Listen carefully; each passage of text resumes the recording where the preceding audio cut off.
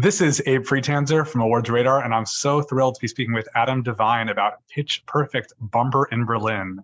How are you, Adam? Yeah, I'm great, Abe. How are you? Good, good. I'm wondering if you can remember what it was like, I guess, more than a decade ago now when you first found out about Pitch Perfect. Did you ever think you'd have this spin-off series? Well, I did because I'm a dreamer, Abe. I was always like, they're spinning me off. I can tell. No, obviously, no. No one ever thought.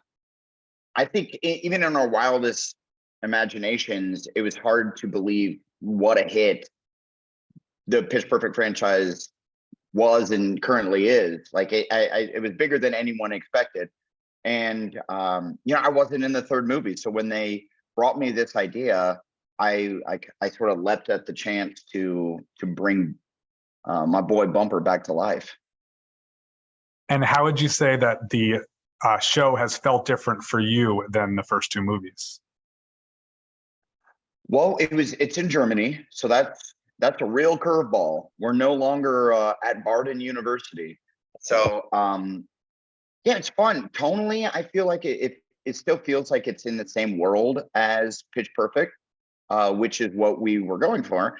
And then, but it's different. It's not about. It's still about friendship and camaraderie, but it's kind of it's a fish out of water story, and it's really more of a character study on Bumper, which obviously the Pitch Perfect movies were. And in terms of just the production experience, being a TV show with 6 episodes versus a movie, is that radically different? Yeah, it wasn't really, because the way Megan wrote these series, it's very bingeable. It's meant to all be watched straight through. It's not like it's an episodic where each episode it all kind of it's sort of written like one large movie. So as far as that goes, it felt pretty similar to shooting the films. And what is it like reuniting with Sarah Hyland after spending so much time together with different characters in Modern Family? Yeah, it's the best.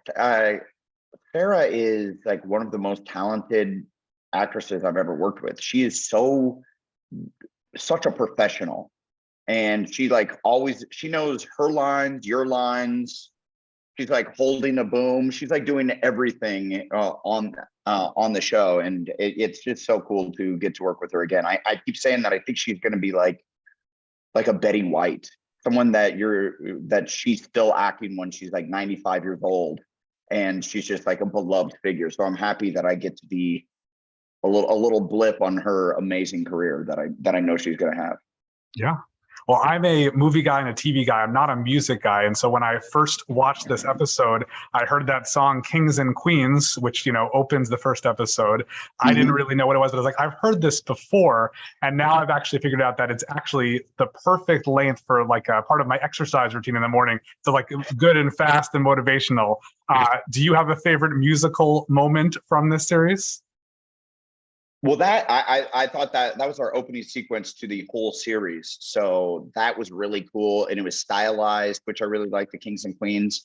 But I pulled my groin muscle shooting that, and that was literally the first day. So admittedly, when I look back at that, I still have little pings of pain just from watching it. So I think my favorite probably this season was the Barbie girl, where we are in the art gallery, and we sing Barbie Girl. And it was so fun because we had to do it all in one take. So it was more of a true performance, as opposed to we're getting a shot here and a shot here and a shot here, and then they put it together in post. We had to do it in one take. So that was probably my favorite. It felt like I was doing something.